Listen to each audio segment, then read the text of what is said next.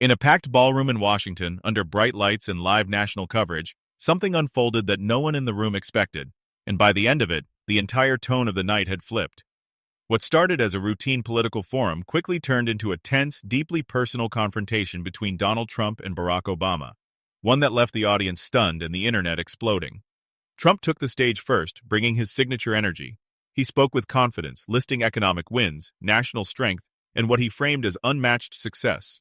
The delivery was sharp, familiar, and clearly aimed at commanding the room. His supporters responded exactly as expected: applause, nods, momentum building.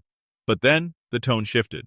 Trump pivoted away from policy and into critique, directing his remarks toward the legacy of the previous administration. Without hesitation, he brought up Michelle Obama, questioning her impact and reducing her influence to speeches and public appearances rather than tangible results. The room changed instantly. The applause softened. The energy tightened.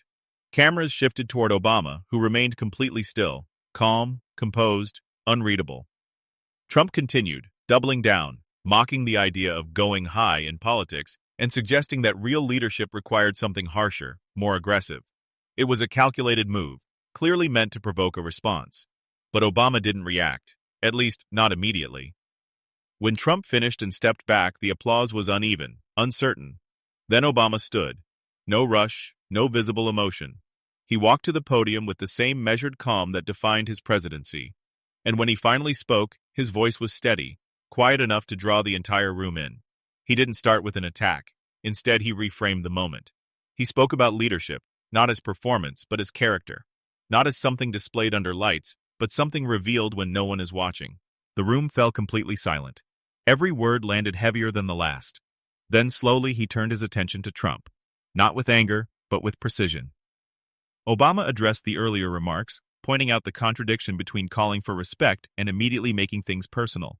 He didn't raise his voice. He didn't match the aggression. Instead, he shifted the conversation to accountability, specifically the power of words, and how public statements can define credibility.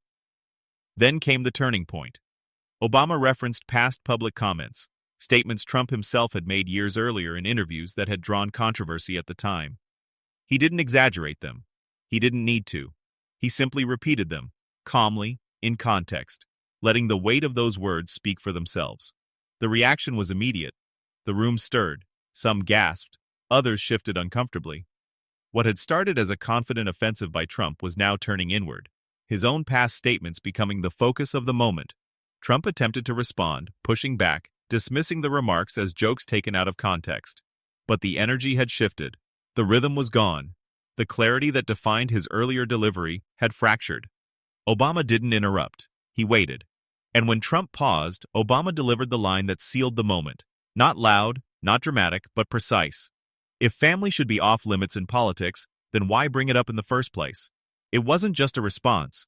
It was a trap, built from Trump's own framing earlier in the speech. And suddenly, the contradiction was impossible to ignore. The audience felt it. Applause began slowly, then grew stronger. Not explosive, but steady, deliberate. The kind of reaction that signals a shift in perception, not just emotion. Trump stood again, attempting to regain control, but the momentum had changed.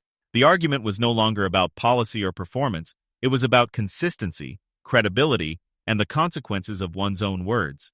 And in that moment, the contrast between the two men became the story. One loud, reactive, pushing harder. The other controlled, measured, letting silence and timing do the work. By the time Obama stepped away from the podium, the room had made its decision. Not through shouting, but through attention, through who they listened to and who they stopped reacting to. Trump remained seated, visibly frustrated, while Obama exited without celebration, without theatrics, just a quiet nod and a composed walk off stage. And that's what made this moment unforgettable. Because it wasn't about who spoke the loudest, it was about who didn't have to. And here's the part most people missed. This wasn't just a clash of personalities, it was a real-time lesson in power, how it's used, how it's lost, and how quickly the narrative can flip when words come back around. One man tried to dominate the stage, the other let the moment do the work. So the question is, was this a political win or a complete strategic collapse? Because in politics, sometimes the loudest voice isn't the strongest one. Sometimes, it's the one that gets exposed.